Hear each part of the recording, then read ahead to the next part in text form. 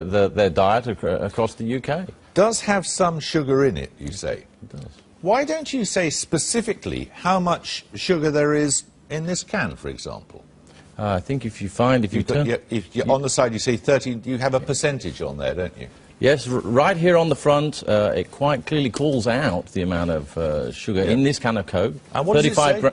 35 grams, which is 6 teaspoons of sugar, which is, you know, about the same amount of calories as a cappuccino or half a croissant. So there is calories. And actually, what we're doing is to say, look, the information is here. We want to actually promote and make sure. Do you imagine people know if they go to the cinema and they get, this is a small one and there are big ones here too. You go to the cinema and you get a jug of Coke like this.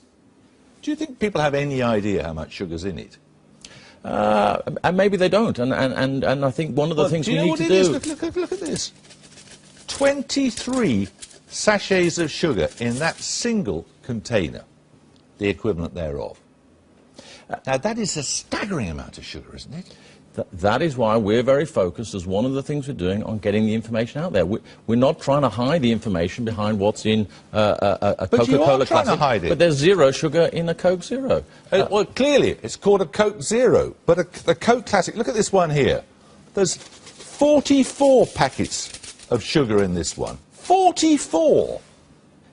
Indeed there are, and I think what we're saying is, look, we want to make sure that people have the information available to them so that they can make the choices, and if they don't want the big one, then fine, and that clearly is not one that's going to be for everyone. We want to make sure the information is available. We want to make sure there's more availability of more choices, whether it's smaller packages, as you had in your intro. Yeah, but whether it's 23 in something this size, or 44 in something this size, each of which is to be consumed in one single sitting at a cinema, this is staggering, isn't it?